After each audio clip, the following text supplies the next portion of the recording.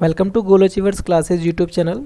आज हम class 10th के रियल नंबर चैप्टर के पार्ट 2 को पढ़ने जा रहे हैं। आप पार्ट फर्स्ट को आई टैब पे जाके देख सकते हैं। तो चलिए स्टार्ट करते हैं। तो हमने क्लास 9th में इर्रेशनल नंबर्स के बारे में पढ़ा है। अब हम इन इर्रेशनल नंबर्स को प्रूव करेंगे कि ये इर्रेशनल नंबर होते हैं। प्रूफ पढ़ेंगे हम इस पार्ट में।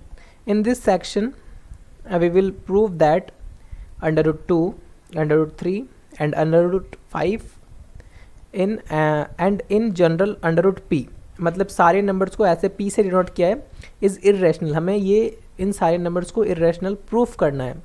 वेयर p इज़ प्राइम, मतलब कोई भी नंबर इर्रेशनल कब होता है? जब अंडर रूट में कोई भी प्राइम नंबर होता है। प्राइम नंबर मीन्स जिसका कोई भी फैक्टर नहीं होता है, वो नंबर और 1 को छोड़ के कोई भी फैक्टर नहीं होता, वो प्राइम नंबर। सपोज जैसे 7 हो गया, √7, √11, तो ये सारे क्या है? इर्रेशनल नंबर है। तो इनको प्रूफ करेंगे कि ये इर्रेशनल नंबर है। इन नंबर्स को इर्रेशनल प्रूफ करने के लिए हम लोग जो थ्योरम यूज़ करने वाले हैं वो है the fundamental theorem of arithmetic. On one of the theorem we use in our proof is the fundamental theorem of arithmetic. तो इस थ्योरम को यूज़ करके हम लोग इन नंबर्स को इर्रेशनल प्रूफ करेंगे। तो सबसे पहले हमें इर्रेशनल की डेफिनेशन पता होनी चाहिए कि इर्रेशनल नंबर होता क्या है। तो इर्रेशनल नंबर को एस से डिनोट करते हैं। A number S is called irrational if it can not be written in the form of p upon q. अगर हम उस नंबर को पी अपॉन क्यू की फॉर्म में नहीं लिख सकते, मतलब वो उस नंबर को हम पी अपॉन क्यू की फॉर्म में लिख ही नहीं पाते हैं। Where p and q are integers, मतलब p और q क्या होने चाहिए? इंटीजर्स होने चाहिए। And q is not equal to 0। अब यहाँ पे ये q is not equal to 0 इसलिए दिया है क्योंकि सपोज अगर हमने कोई नंबर लिखा p अपॉन q और अगर इसमें q की वैल्यू 0 हो गई, सपोज कोई नंबर हो गया 4 अपॉन 0 ले लेते हैं, तो ये जो 4 अपॉन 0 ये क्या होता है? नॉट डिफाइंड, मतलब इसको सॉल्व ही नहीं कर सकते। है तो इंटीजर ही, बट क्या है उसमें एक एक्सेप्शन है कि जो डिनोमिनेटर है वो 0 नहीं होना चाहिए। तो ये डेफिनेशन है इर्रेशनल नंबर की। अब यहाँ पे एक थ्योरम है, इसे समझते हैं। Let p be a prime number. अगर एक p प्राइम नंबर है, if p divides a square then p divide a also, where a is a positive integer. बहुत ही सिंपल थ्योरम है। सपोज अगर कोई हमारे पास प्राइम नंबर है, suppose we have 3 is a prime number. अगर ये 3 किसी a स्क्वायर को डिवाइड कर रहा है, मतलब हम a को क्या मान लेते हैं? सपोज 6 मान लेते हैं। अगर 3 6 के स्क्वायर को डिवाइड कर रहा है तो क्या करेगा? ये 3 किसको भी डिवाइड करेगा? ये 3 6 को भी डिवाइड करेगा। तो इसका मीन्स जस्ट एक सिंपल सा है कि अगर कोई प्राइम नंबर किसी नंबर के स्क्वायर को डिवाइड कर रहा है तो वो उसको भी डिवाइड करेगा। जस्ट एक सिंपल सा थ्योरम है। आप इसे एग्जाम्पल से समझ सकते हैं, कोई सा भी एग्जाम्पल लेके। नेक्स्ट जो यहाँ पे आता है क्वेश्चन हमारा है √2 इज़ इर्रेशनल। अब जैसे मैंने बताया था कि इस पूरे चैप्टर में इस टाइप के क्वेश्चंस हमेशा एग्जाम्स में आते हैं। 3 मार्क्स के लिए या 4 मार्क्स के लिए हर साल पूछा जाता है। तो ये आपको एक समझ लेंगे आप तो आसानी से कोई सा भी कर सकते हैं। तो इसको प्रूफ करते हैं ये इर्रेशनल नंबर है। Let us assume to the contrary that. अब कॉन्ट्रेरी यानी क्या होता है कि जो दिया होता है प्रूफ करने के लिए हम उसका उल्टा मान के चलते हैं। तो यहाँ पे क्या मान लिया है कि √2 इज़ रैशनल। अब रैशनल नंबर को कैसे लिख सकते हैं? p अपॉन q की फॉर्म में लिख सकते हैं। तो आगे है, so we can find some integers r and s where s is not equal to 0 such that √2 equal to r by s। मतलब √2 आया कैसे होगा? √2 आया होगा ना, अगर किसी नंबर्स को ऐसे डिवाइड हो रहा होगा r बाय s। अब हमने जैसे इसे रैशनल नंबर माना है तो r बाय s में लिख सकते हैं इसे। इन दोनों को सॉल्व किया होगा तब हमें ये मिला होगा। तो suppose r and s have common factor. अब कॉमन फैक्टर यानी यहाँ पे है कि इन दोनों में कुछ कॉमन आ रहा है। जैसे कोई भी हम नंबर लेते हैं, सपोज हमने यहाँ पे ले लिया क्या लिया? 8 बाय हमने ले लिया 6। अब इनमें कॉमन फैक्टर क्या आ रहा है? ये दोनों किससे डिवाइड हो रहे हैं? 2 से डिवाइड हो रहे हैं। तो 2 से डिवाइड होने के बाद क्या लिख देंगे हम इन्हें? 4/3। अब कुछ कॉमन है क्या? अब कुछ भी कॉमन नहीं है। तो ऐसे ही r और s में कुछ नंबर कॉमन आ रहा होगा, तो इनके जब कॉमन को काट दिया हमने तब ये क्या बन गया? We divide by the common factor. To get under root two. अब वो जो क्या है आर बाय एस था वो किस में कन्वर्ट हो गया, अब वो हो गया ए बाय बी में। जस्ट सिंपल सी बात है, हमने उसे काट दिया तो वो किस में कन्वर्ट हो गया, ए बाय बी, लेकिन है तो वो आर बाय एस के ही इक्वल में।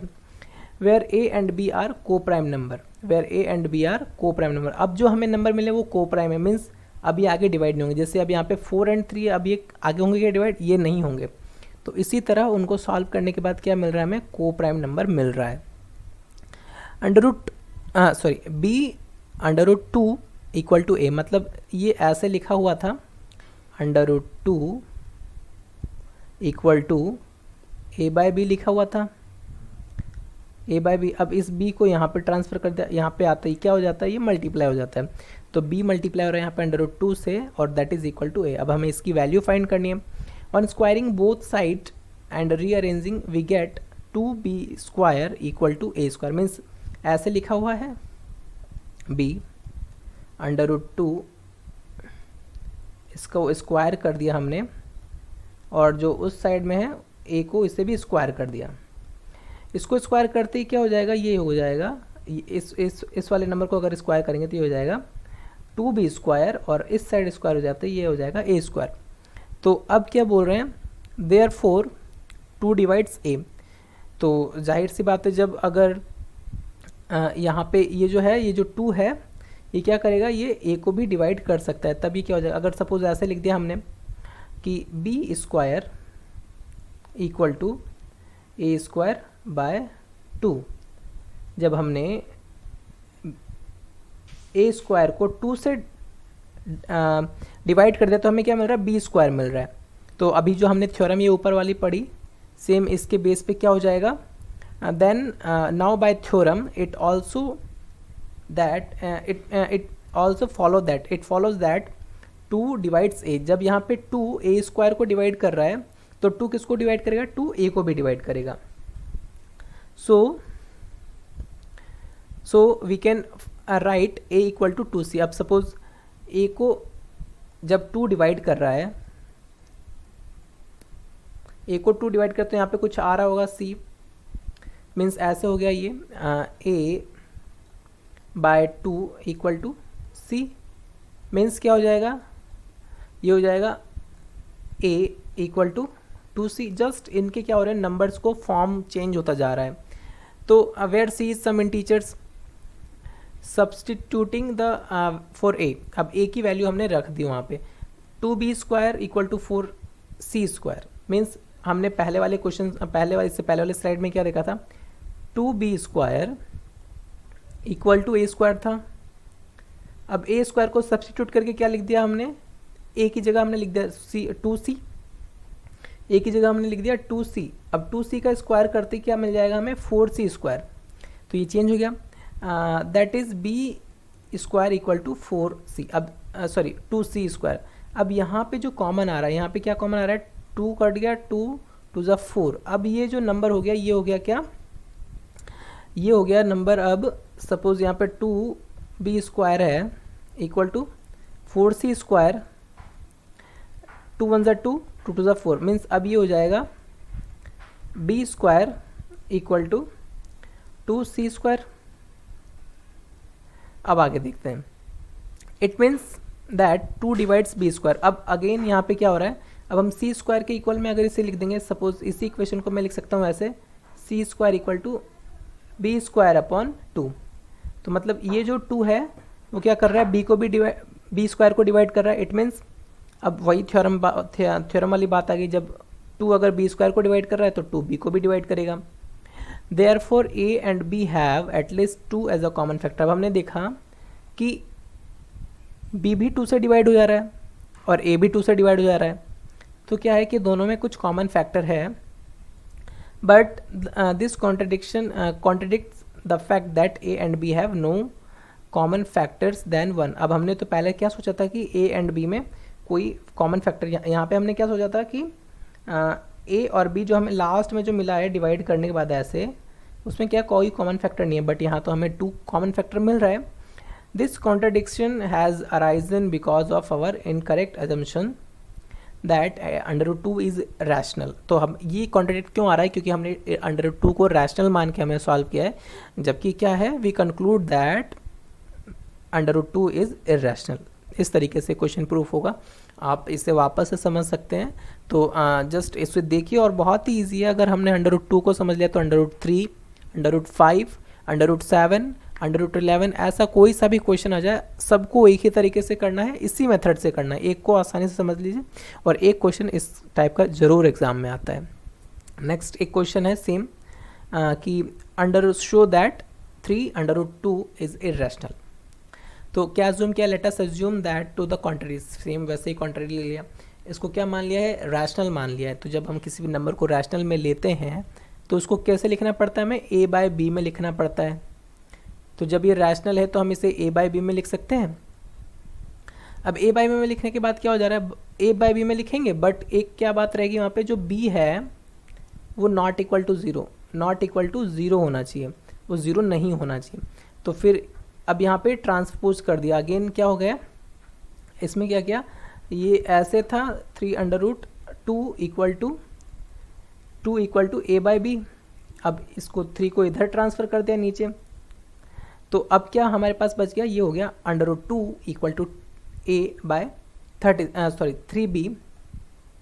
Then since 3a and b are integers, अब ये पूरा क्या है, एक इंटीजर है, तो मतलब ये जो क्या है, ये पूरा एक रैशनल नंबर है, and so under root 2 is rational. तो इस तरीके से देखा जाए तो जो है, मतलब जो जिसके इक्वल में अंडर रूट 2 लिखा हुआ है ये भी रैशनल है, but this contradict the fact that under root 2 is irrational. अब बट ये जो हमने अब आ तो रहा है रैशनल, बट एक्चुअली में हम क्या जानते हैं कि अंडर रूट 2 इज़ इरेशनल।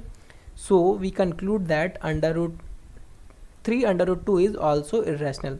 तो हमने ये मान लिया यहाँ पे कि यहाँ पे जैसे ही ये पूरा एक बन गया ये, तो इसमें हमने क्या देखा, 3b, हमने ये देखो ये जैसे मान लिया, ये जो आ रहा है इसमें a इंटीजर है, b इंटीजर है और 3b इंटीजर है, मतलब ये पूरा क्या है, एक रैशनल नंबर हो गया। बट है किसके इक्वल में, ये अंडर रूट 2। इट मीन्स अगर ये रैशनल है तो ये भी रैशनल होना चाहिए, बट जो रैशनल है वो तो है ही नहीं। हम क्या जानते हैं कि under root 2 is irrational, so we conclude that ये पूरा नंबर हमारा क्या हो जाएगा, इरेशनल हो जाएगा। एक और क्वेश्चन है इस पर ही, 5 minus 3 under root 3 is irrational. तो सेम वैसे ही हमने a बाय बी में लिखा, फिर क्या किया हमने, इरेशनल एक तरफ कर लिया और जो नॉर्मल नंबर है उन्हें एक तरफ कर लिया। तो इस तरीके से क्या लिख सकते हैं हम, 5 under root 3 equal to 5 minus a by b, और फिर यहाँ पे ये क्या ले लिया, यहाँ पे एलसीएम लेके इसे सॉल्व कर दिया, तो इस तरीके से हो गया। तो हमने क्या देखा कि since a and b are integers, same वैसे ही प्रीवियस क्वेश्चन की तरह a और b इंटीजर से, ये भी इंटीजर है, ये भी इंटीजर है, ये भी इंटीजर है और 5 भी इंटीजर है। मीन्स ये जो पूरा जो हमारा नंबर रहेगा, मीन्स ये पूरा एक क्या है, ये रैशनल नंबर है, बट एक्चुअली में ऐसा है, ये एक्चुअली में है रैशनल नंबर, बट ये जो जिसके इक्वल में आ रहा है, मीन्स अंडर रूट 3 के इक्वल में आ रहा है, तो क्या है, सो अंडर रूट 3 रैशनल, तो उसके इक्वल में आ रहा है तो भी रैशनल होना चाहिए। But this contradict the fact that under root 2 is irrational. But ये जो है इरेशनल को भी मतलब क्या कर रहा है, उसको अपोजिट कर रहा है, मना कर रहा है। तो this contradiction has arisen because our incorrect assumptions 5 minus under root 3 is rational. So we conclude that 5 minus under root 3 is rational. Simple सा है, सबको गलत मान के हम लोग कर रहे हैं सॉल्व, फिर उन्हें a बाई बी में लिख रहे हैं, उसमें से कुछ रैशनल हो रहा है, कुछ इरेशनल, तो इरेशनल वाले को अलग कर दो, रैशनल वाले को अलग कर दो और फिर उसे प्रूफ करो। बहुत ही आसानी से सॉल्व कर सकते हैं। और ये सारे चैप्टर्स जैसे हम लोग यूट्यूब पे बता रहे हैं आपको, जैसे आप चैनल पे वीडियोस देखने के बाद आप आसानी से एग्जांपल्स के क्वेश्चन कर सकते हैं। और मेरे हिसाब से तो आपको वीडियो देखने के बाद खुद से ही क्वेश्चन सॉल्व करना चाहिए, क्योंकि जब आप कॉन्सेप्ट देख लेते हैं तो उसके बाद आपको खुद ट्राई करना चाहिए क्वेश्चन सॉल्व करने के लिए। तो ये बेटर रहेगा, इससे आपकी प्रैक्टिस भी होगी और आपको हेल्प भी मिलेगी। तो आप बिना किसी हेल्प, बिना किसी बुक या फिर पासबुक के आपको एक्सरसाइज के क्वेश्चन सॉल्व करने चाहिए। और फिर भी अगर आपको किसी क्वेश्चन में डाउट है या फिर कुछ क्वेश्चन में प्रॉब्लम है, बहुत ही कॉम्प्लिकेटेड क्वेश्चन है, तो आप कमेंट करिए, हम उस पर भी वीडियो बनाएंगे। नेक्स्ट है revisiting rational number and their decimal expansions. मतलब अब रैशनल नंबर को पढ़ा हमने, अब रैशनल नंबर की बारी है। तो इसमें क्या है कि जो रैशनल नंबर है उसको डेसिमल में चेंज करेंगे और फिर डेसिमल को रैशनल नंबर में चेंज करेंगे, तो ये दोनों आना चाहिए। उससे पहले ये थोड़े से बेसिक का क्वेश्चन है, ये देख लेते हैं हम लोग। इसको हमने रैशनल में लिखा, मतलब डिनोमिनेटर और न्यूमरेटर में लिखा, तो हम जानते हैं कि इसका ये जो डेसिमल है इसको हटाने के लिए हमने इसे 1000 से डिवाइड कर दिया, और ये जो 1000 इसे 10 की पावर 3 में लिख दिया, और नॉर्मल ऊपर वाला नंबर नॉर्मल है, सेम ऐसे ही यहाँ पे 1000 से डिवाइड कर दिया है, और जबकि ये नॉर्मल हो गया, अब डेसिमल वाला नंबर नहीं रहा, तो 10 की पावर 3 में आ रहा है, सेम इधर 10 की पावर 4 और 10 की पावर 4। तो देख रहे हैं हम जो नंबर, ये छोटे छोटे नंबर है डेसिमल वाले जो फिनिश हो जा रहे हैं। अब कोई नंबर होते हैं ये चलता रहता है, तो ये जो नंबर फिनिश हो रहे हैं इनके जो हमने देखा डिनोमिनेटर में क्या आ रहा है, 10 की पावर में कुछ नंबर आ रहे हैं। इट मीन्स अब ये आपको यहाँ पे ध्यान रखने वाली बात है। अब आगे देखिए यही काम आएगा अभी। Let x be a rational number, एक कोई एक्स रैशनल नंबर है, वूज डेसिमल एक्सपेंशंस टर्मिनेट्स। अब यहाँ पे ये टर्मिनेट्स का मतलब है, अब ये अभी जो मैंने बताया इसके बारे में वही यहाँ पे काम आएगा। टर्मिनेट्स यानी कुछ नंबर्स क्या होते हैं, ये जो हमने डेसिमल में लिखा है, जैसे सपोज जो फर्स्ट वाला नंबर है डेसिमल 0 3 7 5। अब ये क्या है, ये ख़त्म हो गया। डेसिमल के बाद कितने, 1 2 3 4 तक गया और उसके बाद फिनिश हो गया। कुछ नंबर्स क्या होते हैं, ये हो गया ये। अब सपोज ये क्या हो जाएगा, मैं अलग एग्जांपल बता रहा हूँ, 3 7 6 9 1 4, और ऐसे क्या होता है, ये चलता जाता है। तो जो ये नंबर ख़त्म हो जाते हैं इन्हें तो बोलते हैं टर्मिनेटिंग, और जो नंबर ख़त्म नहीं होता उन्हें बोलते हैं नॉन टर्मिनेटिंग। क्या बोलते हैं उन्हें, नॉन टर्मिनेटिंग। तो अब इसमें क्या बता रहे हैं, if let x be a rational number whose decimal expansion terminates यानी वो जल्दी खत्म हो जा रहा है, टर्मिनेट हो गया, खत्म हो गया, then x can be expressed in the form of p upon q। फिर उसको हम p upon q की फॉर्म में लिख सकते हैं। जैसे आप ये मान सकते हैं कि ये सारे एग्जांपल्स टर्मिनेट नंबर्स के एग्जांपल हैं, हमने इन्हें आसानी से p upon q की फॉर्म में लिख दिया। p upon q are p and q are co-prime and the prime factorization of q is of the form of 2 की पावर n और 5 की power m, where n and m are non negative integers। अब ये देखिए यहाँ पे, ये यहाँ तक तो आपको समझ में आ गया। और p और q को प्राइम होना चाहिए। मैं अब इसका मतलब क्या होता है, सपोज हमने ये देखा यहाँ पे जो नंबर है ये 375। अब सपोज हमने क्या किया, ये 375 और है 10 की पावर 3। अब 10 की पावर 3 मतलब क्या हो गया, 10 कैसे आता है, 10 आता है 5 इंटू 2, मीन्स ये हो जाएगा 5 की पावर 3 और 2 की पावर 3। डिनोमिनेटर तो हमने सॉल्व कर दिया, अब न्यूमरेटर की बारी है। 375 को क्या लिखेंगे, 375 को लिखेंगे 3 इंटू 5 की पावर 3। अब देखो ये नंबर्स थे कुछ इस टाइप से, और हमने इन्हें क्या कर दिया, हमने इन्हें फैक्टराइज किया और इन्हें किस में कन्वर्ट कर दिया, मल्टीपल्स ऑफ को प्राइम। अब इन नंबर्स को ध्यान से देखिए, 3 5 5 2, ये सारे ऐसे नंबर हैं, सभी को प्राइम नंबर है। को प्राइम यानी सभी प्राइम नंबर हैं, और तो इनकी कौन सी पावर में आ रहा है। अब जो क्या बोला है, जो q, अब ये कौन सी फॉर्म में है, p अपॉन q। अब हमने जो q को फैक्टराइज किया है, मीन्स जो नीचे वाला नंबर को फैक्टराइज किया, ये किसकी पावर में आया, 5 की पावर 3 2 की पावर 3। तो मतलब हमने, अब ये जो है यहाँ पे इस फॉर्म में आ रहा है ना, 2 की पावर n और 5 की पावर m, वेर n और m इसके पावर्स हो गए, यहाँ पे इसके पावर्स ये हैं। तो मीन्स ये सारे जो नंबर जिनको हम इस फॉर्म में चेंज कर सकते हैं वो सभी टर्मिनेटिंग नंबर होंगे। फिर उसी का एक कॉन्ट्रडिक्शन है, मीन्स कॉन्ट्रडिक्शन नहीं, उसी का जस्ट एक उसका जस्ट एक उल्टा वाला थ्योरम है। Suppose x equal to p upon q be a rational number. अब एक नंबर है हमारे पास x equal to p by q, और ऐसे बोला है कि जो q है such that prime factorization of q is form of 2 by 5 2 की पावर n, मतलब जो q है वो क्या है 2 की पावर n और 5 की पावर m इस फॉर्म में है। तो ऐसे बोला है where m and n are non negative integers then x has a decimal expansion which terminates. अब यहाँ पे क्या बोला था इससे पहले वाले में बोला था कि अगर इनके टर्मिनेट होते हैं, अगर कोई रैशनल नंबर टर्मिनेट होता है अगर ये, तो इस इट मीन्स क्या हो जाएगा, उसका जो q का जो एक्सपेंशन होगा वो क्या होगा, हो गया 2 की पावर n और 5 की पावर m में होगा। अब इस वाले में क्या बोल रहे हैं, अगर इस वाले में बोल रहे हैं कि एक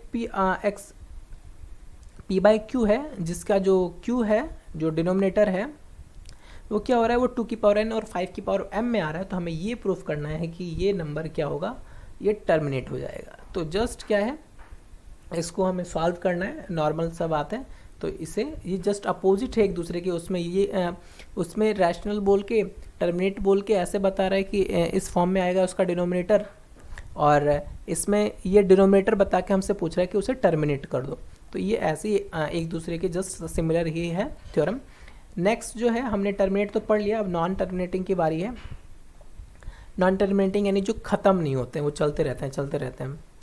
late x p by q is a rational number such that the prime factorization of q is not in the form of, अब इसमें तो क्या बोला है, x क्या है p अपॉन q की फॉर्म में है और रैशनल नंबर भी है, बट जो q है वो क्या है, not in the form of 2n और 5m, इस फॉर्म में नहीं है।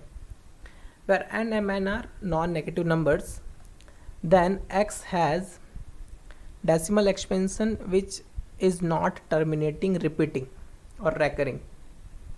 नॉन टर्मिनेटिंग रहेगा और रिपीटिंग। अब ये रिपीटिंग भी मैं बता देता हूँ, इसका मतलब ये होता है जैसे नॉन टर्मिनेट तो आपको पता है, नॉन टर्मिनेट यानी होता है कि जो ख़त्म ही नहीं हो रहा हो, और रिपीटिंग यानी ऐसे होता है जैसे 1 0 1 0 1 0 और ऐसे ही चलता रहता है 1 0 और ऐसे चलता रहेगा। और एग्जांपल बताओ नॉन टर्मिनेटिंग और रिपीटिंग का, इसलिए पॉइंट क्या हो जाएगा, पॉइंट यहाँ पे बता देता हूँ, 0.99999 और ये चलता रहता है। तो ये सारे क्या हो जाएंगे, नॉन टर्मिनेटिंग रिपीटिंग। एक तो नॉन टर्मिनेट भी और रिपीट भी हो रहे हैं, तो उन्हें बोलते हैं रैकरिंग नंबर।